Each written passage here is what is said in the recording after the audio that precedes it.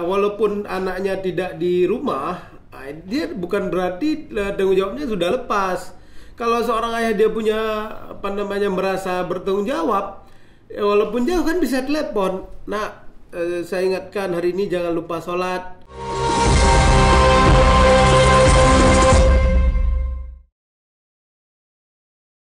Assalamualaikum warahmatullahi wabarakatuh. Rekan Aceh Pos kembali lagi bersama kami dalam program Cahaya Islam. Bersama saya Cik Mutyasari. Pada kesempatan kali ini kita akan membahas tentang generasi Aceh masa kini. Dan telah hadir bersama kita yaitu Dr. Tengku Zulkhairi.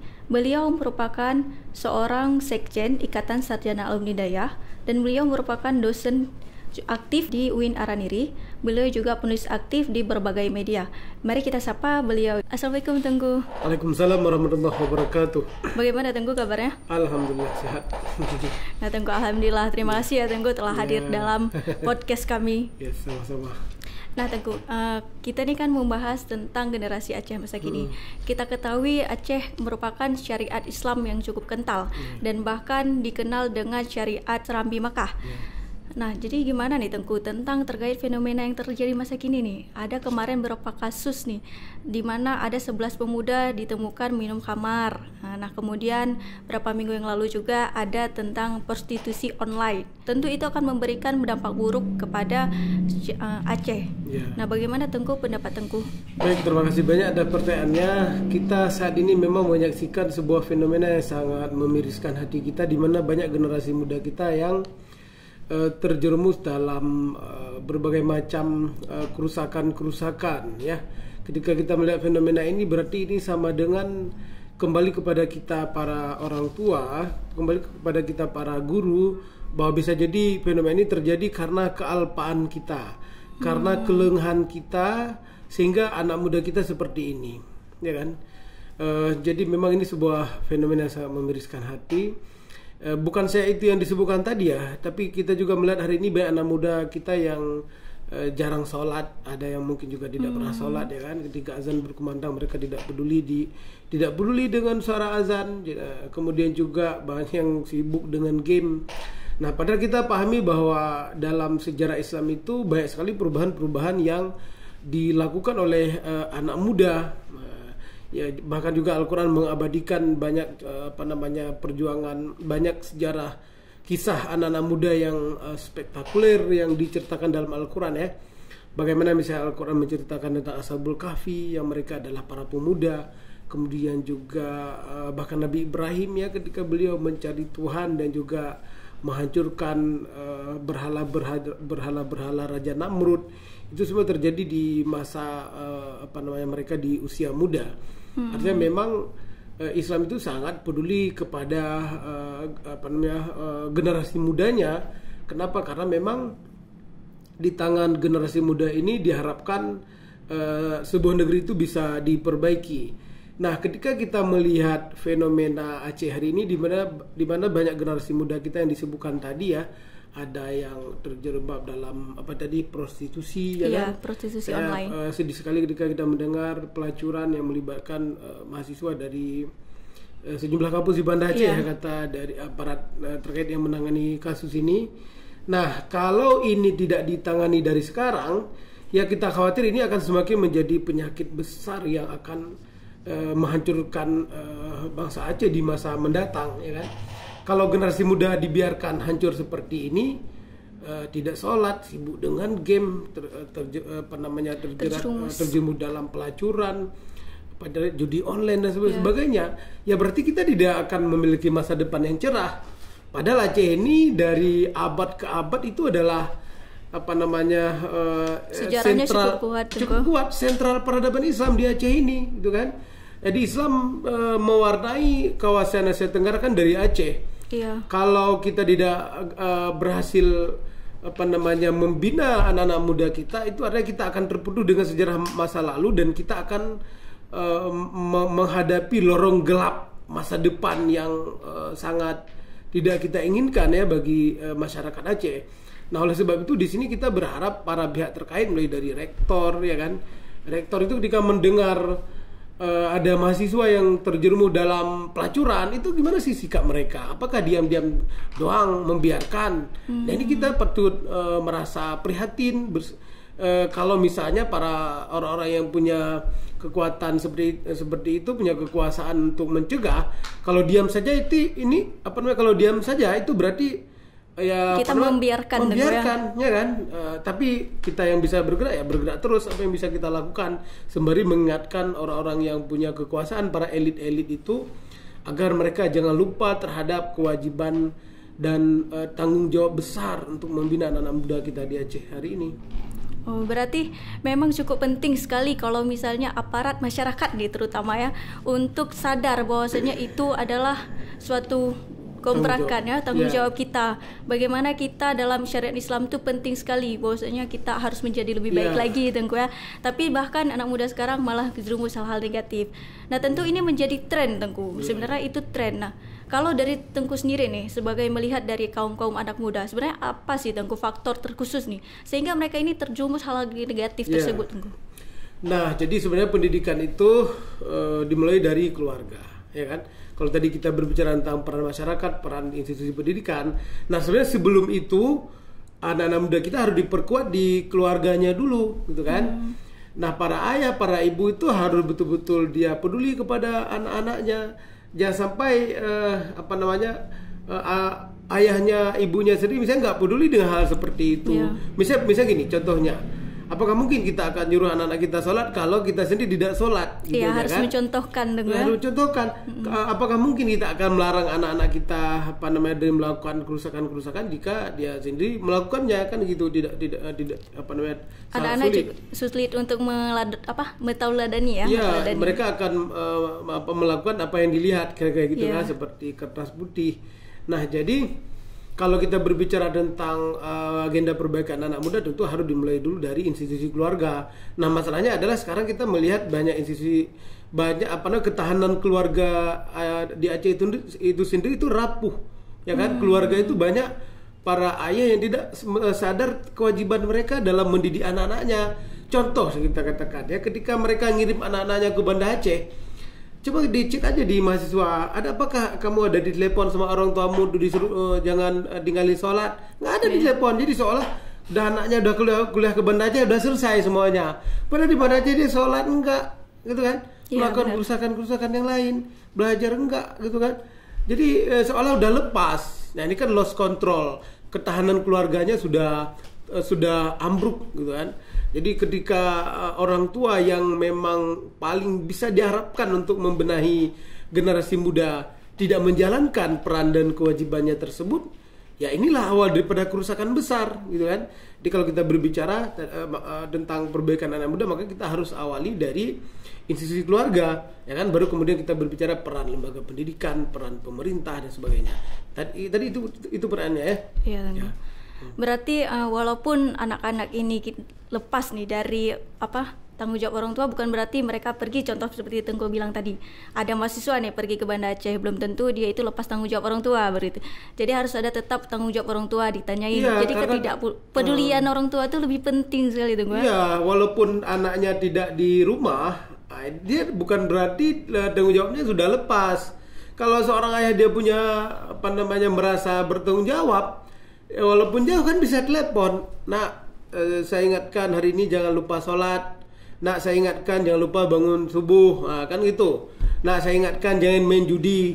Nak, saya ingatkan jangan berzina. Nak, saya ingatkan jangan minum minuman keras.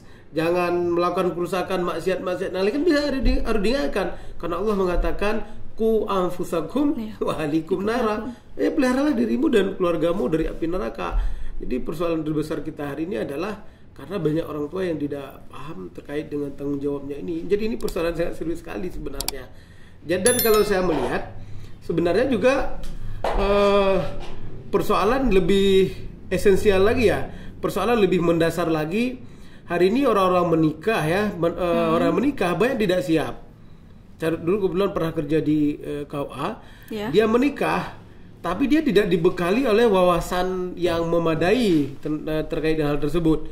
Jadi dia sehingga misalnya si laki-laki dia tidak tidak belajar atau apa sih dia menikah, apa sih berikutnya yang harus dia lakukan, tanggung jawab dia nanti sebagai seorang suami, sebagai seorang ayah itu apa. Seorang perempuan juga seperti itu, dia tidak paham apa kewajiban dia sebagai seorang istri.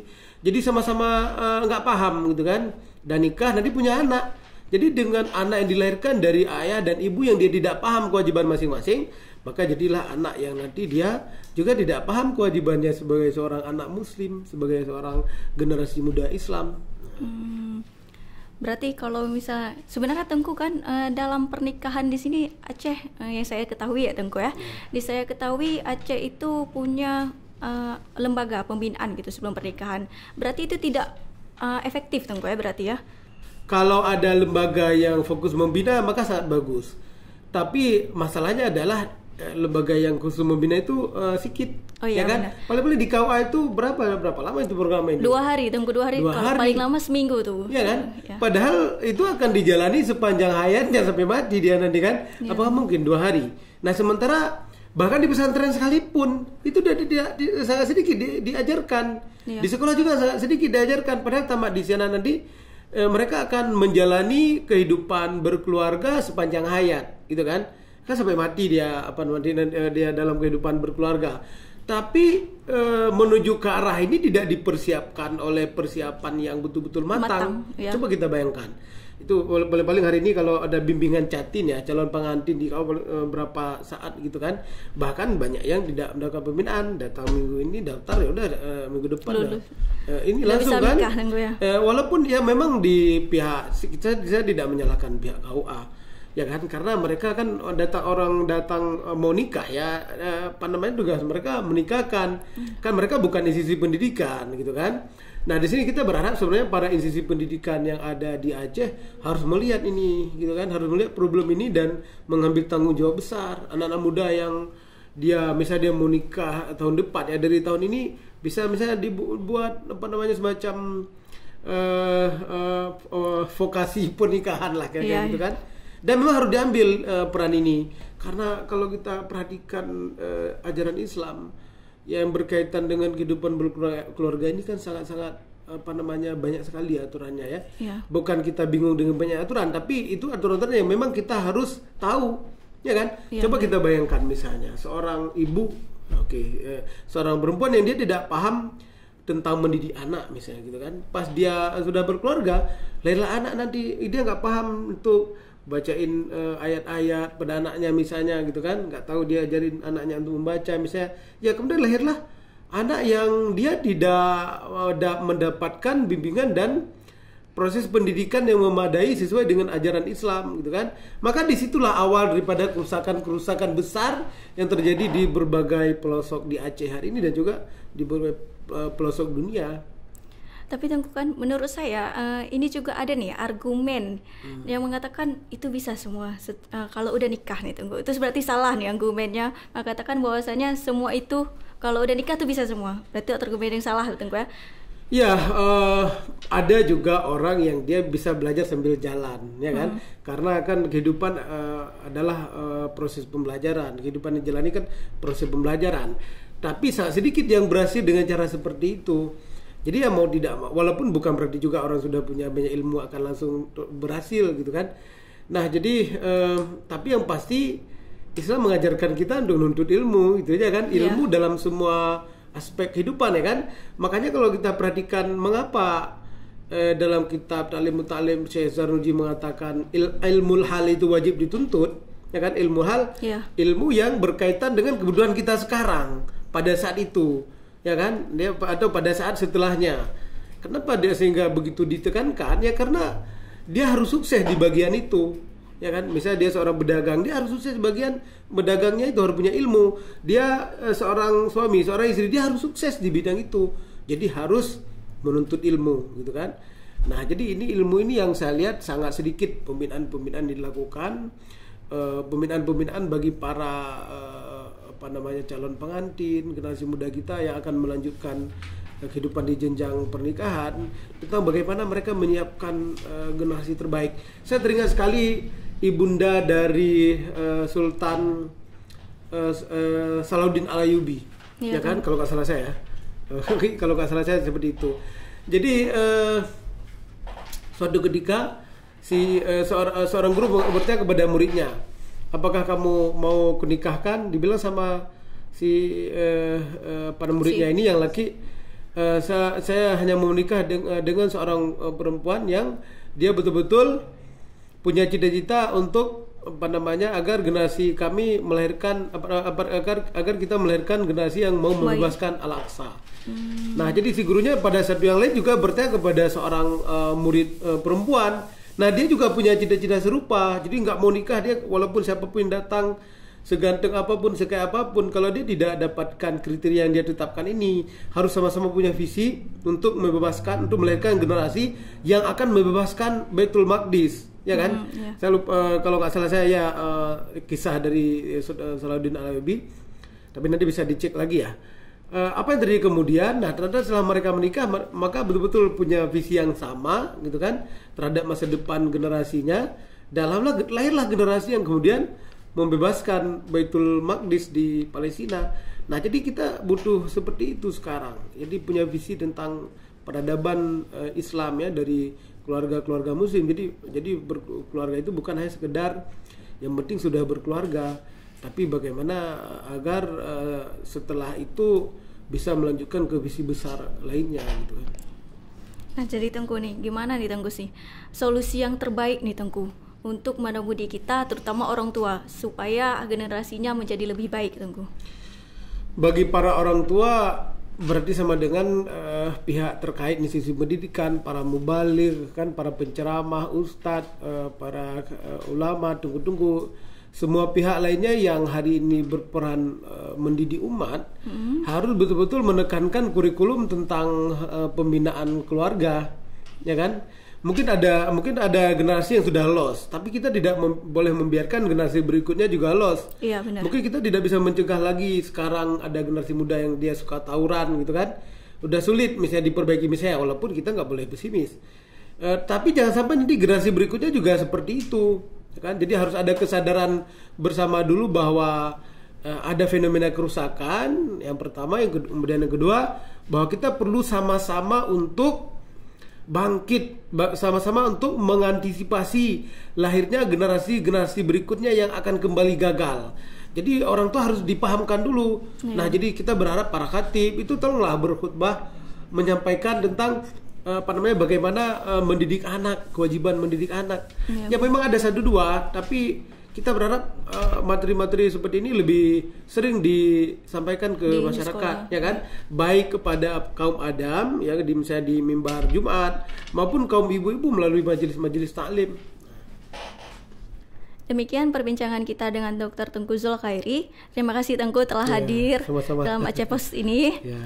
Nah, semoga rekan Aceh Post bisa mengambil manfaat dari kajian kita hari ini.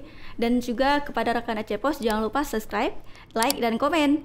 Untuk saat ini, saya Cut Muntiasari undur diri. Assalamualaikum warahmatullahi wabarakatuh. Waalaikumsalam warahmatullahi wabarakatuh.